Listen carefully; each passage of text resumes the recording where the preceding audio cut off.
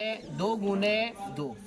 अब इसमें देखो गुना कर देंगे। 2 दूनी 4 दूनी 8 दूनी 16। यहाँ पर कितना आ गया 16। अब इस यानी जो है तरीका से हम लोग को कितना हो सिक्का एक साथ उछालने की अगर बात कही जाए तो उसको बता सकते हैं कि नहीं कि संभावित परिणाम कुल कितना होगा। बता सकते हैं इसको। तो ऐसे यानी सिक्का के खेल पर संभावित परिणाम को ऐसे प्राप्त किया जा सकता है। इसके माध्यम से कितना हो सिक्का कहा जाए निकाल लिया जाएगा। इसके बाद देखो दूसरा का एग्जाम्पल आता है। जैसे पासा के खेल होता है, पासा का जैसे लूडो छक्का हम लोग खेलते हैं उसमें पासा होता है। तो पासा के खेल में कुल अगर एगो पासा की बात कही जाए तो उसमें कुल संभावित परिणाम कितना होगा, उसमें 6 होगा। देखो अगर मानकर चलो कि एक पासा को हम फेंकते हैं तो उसमें से 1 आएगा, नहीं तो 2 आएगा, नहीं तो 3 4 5 6, यानी कि 6 यहाँ पर कुल प्रयोग होगा। एक पासा को अगर फेंकते हैं तो इसमें कुल संभावित परिणाम कितना हुआ है एक पासा के खेल में 6 हुआ। क्या इसमें 7 आ सकता है? 7 नहीं आ सकता है। यानी कुल 6 गो यानी जो है हम लोग का परिणाम यानी घटना इसमें घट सकता है। कितना यानी जो है पासा को एक साथ फेंकेंगे तो एक पासा फेंकेंगे तो ऐसा ही मानकर चलो कि अगर कहा जाए क्वेश्चन में कि 2 गो पासा को एक साथ फेंका जाता है, पासा की संख्या कितना हो जाए 2 और उसको एक साथ ही अगर फेंकते हैं तो फेंकने के बाद हम लोग को यानी बताना है कि कुल परिणाम कितना होगा, कितना घटना घटित हो सकती है। तो कुल घटना घटित कितना हो सकती है इसका मान निकालने के लिए जैसे हम लोग सिक्का वाला पर देखे उसी तरह से इस पर भी देखेंगे। सबसे पहले काम करेंगे कि एगो पासा पर देखेंगे कुल कितना प्रयोग होता है। तो एगो पासा पर 6 गो कुल प्रयोग होता है। 1 आएगा, नहीं तो 2 आएगा, नहीं तो 3, नहीं तो 4, नहीं तो 5, नहीं तो 6। तो एगो पासा के खेल में 6 गो प्रयोग। अगर कहा जाए 2 गो पासा को एक साथ फेंका जाए तो देखो यहाँ पर लगा दो 6। जैसे एगो पासा पर देखेंगे तो 6 लिख दिए, घात में लगा दिए। एगो पासा तो 1, यहाँ पर 6 आ गया। फिर यहाँ पर 6 लिख दिए और कै गो पासा एक साथ फेंकेंगे 2, तो यहाँ पर हम लगा दिए 2। अब इसका मतलब हो गया 6 गुने यहाँ पर कितना हो जाएगा 6 बराबर 6 आके 36।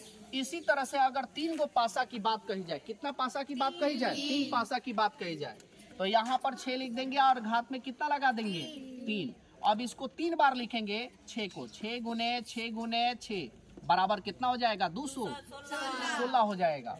ऐसे यानी जो है जितना भी पासा को अगर क्वेश्चन में कहा जा रहा है कि उसका संभावित परिणाम कितना होगा तो इस यानी जो है तरीका से हम लोग उसका परिणाम निकाल के क्या कर सकते हैं बता सकते हैं।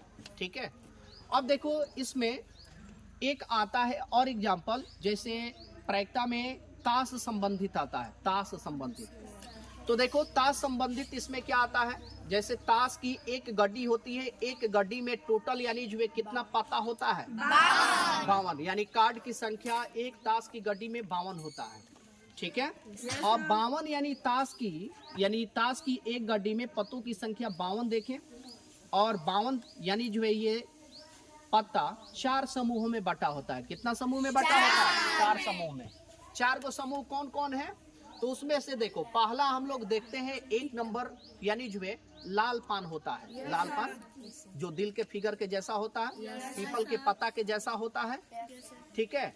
वह देखो पहला समूह हुआ। दूसरा का समूह हम लोग देखते हैं कि काला पान होता है जिसको हुकुम के भी नाम से जाना जाता है। ठीक है। जो काला रंग के होता है। किस रंग के होता है काला रंग के। तीसरा का समूह में आता है चीड़ी। तीसरा का समूह में आता है चीड़ी जो काला रंग के ही होता है और छोटा सा यानी जो है 3 उसमें बिंदु बिंदु जैसा उसमें कलर में दिखाई पड़ता है। और चौथा आता है हम लोग का ईंट। ईंट का कलर होता है लाल जो कि बर्फी की तरह दिखाई पड़ता है। कैसा किस कलर के दिखाई पड़ता है। तो ये पूरे ताश की गड्डी में कै गो समूह हम बांटे 4 समूहों में बांटे। चारों समूह का नाम जान गए। अब देखो इस चारों समूह में 13 गो पत्ता होता है। कितना कितना पत्ता होता है 13 पत्ता होता है। जैसे कि हम लोग जानते हैं कि पहला लाल पान हम लोग लिए यानी पहला खंड लाल पान। तो लाल पान में हम लोग एक्का होता है, उस पत्ता का संख्या हम बता रहे हैं। पत्ता का नाम पहला क्या होता है एक्का, दुग्गी, तिगी, चौगी, पांचवी। उसके बाद यानी जो है छक्का होता है, साता होता है, आठा होता है, नौवा होता है, दसा होता है। 10 गो हुआ ये। अब 3 गो होता है गुलाम, बीबी, बादशाह। गुलाम बीबी, बादशाह। टोटल मिला के कितना हो गया हम लोग का?